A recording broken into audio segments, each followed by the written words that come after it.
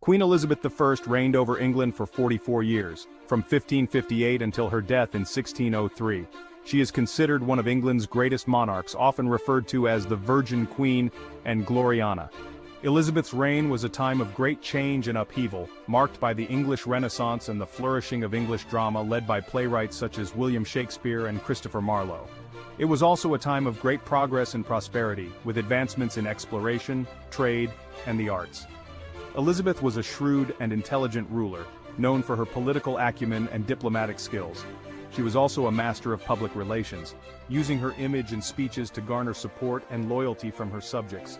She cultivated an image of herself as a strong and independent woman, often depicted in armor to symbolize her role as a protector of her realm.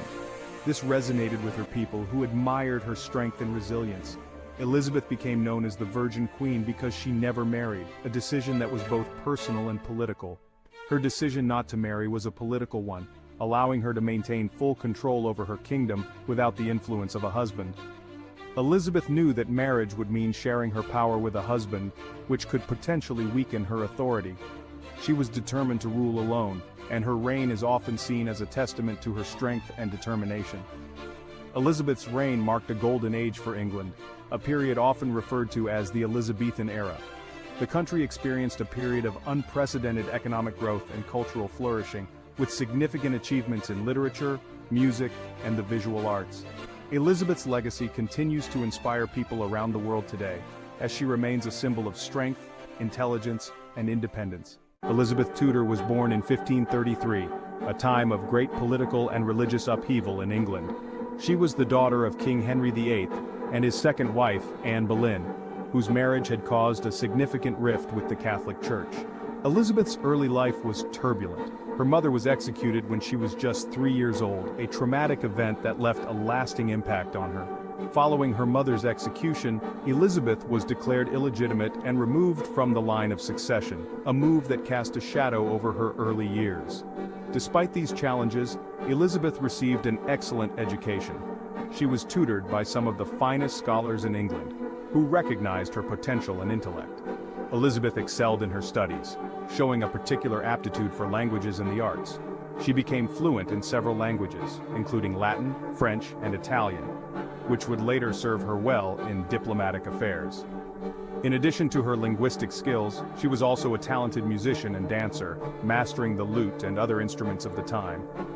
In 1553, Elizabeth's half-sister Mary became queen, marking the beginning of a new and challenging chapter in Elizabeth's life.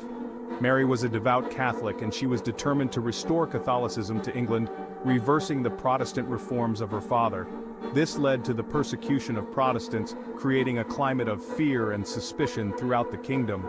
Elizabeth, a Protestant, was implicated in a plot against Mary, a dangerous accusation that put her life at risk.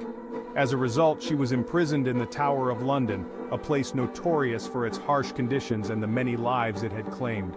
This was a harrowing experience for Elizabeth, who spent her days in fear and uncertainty, not knowing if she would ever be released. She feared for her life, constantly aware that her fate could be sealed by a single decision from her sister. However, she maintained her innocence throughout her imprisonment, showing remarkable resilience and determination in the face of adversity. Mary I died in 1558. Elizabeth became Queen of England at the age of 25. She inherited a country divided by religion and on the brink of bankruptcy. Elizabeth moved quickly to establish her authority. She released Protestant prisoners and repealed Mary's Catholic laws. Elizabeth also worked to restore England's finances. She reformed the currency and encouraged trade. One of Elizabeth's greatest challenges was the threat from Spain. Spain was a Catholic country, and its king, Philip II, was determined to overthrow Elizabeth.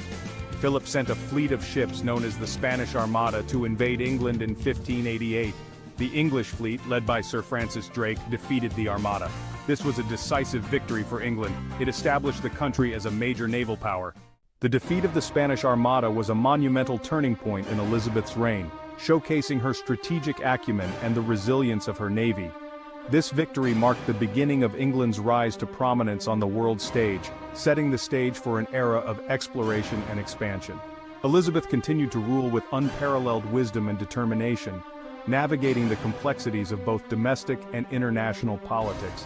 Her reign saw the further expansion of England's overseas empire, as explorers ventured into uncharted territories. Pioneering explorers such as Sir Walter Raleigh and Sir Francis Drake sailed to the New World, driven by the promise of new opportunities and wealth. They claimed new lands for England, establishing the foundations of what would become a vast empire.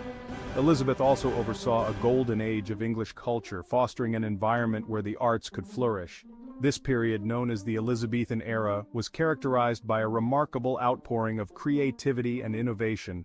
It was a time of great creativity in the arts, with theater, literature, and music reaching new heights. William Shakespeare, Christopher Marlowe, and Edmund Spenser were among the many great writers who flourished during this time, leaving a lasting legacy. Elizabeth herself was a patron of the arts, recognizing their importance in shaping the cultural and intellectual landscape of her nation. She supported writers, musicians, and artists, providing them with the resources and encouragement they needed to create their masterpieces. She recognized the importance of culture in creating a sense of national identity, uniting her people through a shared appreciation of the arts and intellectual achievements.